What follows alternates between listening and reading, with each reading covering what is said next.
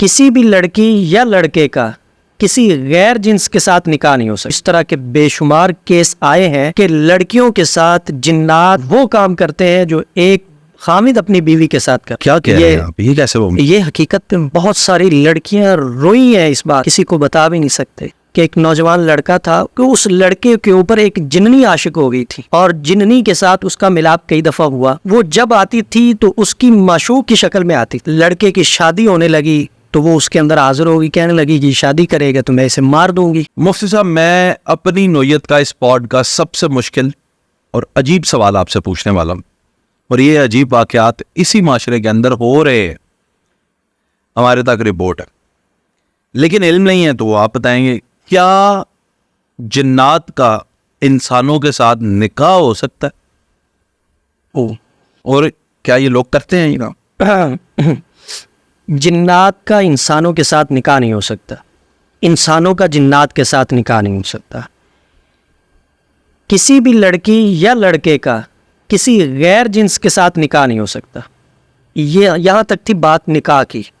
اب آگے آ جائیں ہم دوسری طرف، کیا جنات انسانوں کے ساتھ اس طرح فیل کرتے ہیں جس طرح میاں بیوی ایک دوسرے کے ساتھ کرتے؟ تو اس طرح کے بے شمار کیس آئے ہیں کہ لڑکیوں کے ساتھ جنات وہ کام کرتے ہیں جو ایک خامد اپنی بیوی کے ساتھ کرتے ہیں،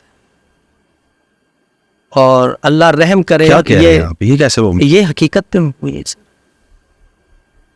بہت ساری لڑکیاں روئی ہیں اس بات، کسی کو بتا بھی نہیں سکتے۔ جنات والا جو معاملہ ہے نا، یہ بڑا خطرناک معاملہ ہے، اور یہ میں حقیقت پہ مبنی یہ بات کہہ رہا ہوں۔ استغفر اللہ۔ میں نے خود، مجھے 4 سے 5 کیس میں نے خود یہ ہینڈل کیے ہیں، بڑی مشکل سے ان کی جان چھڑائی۔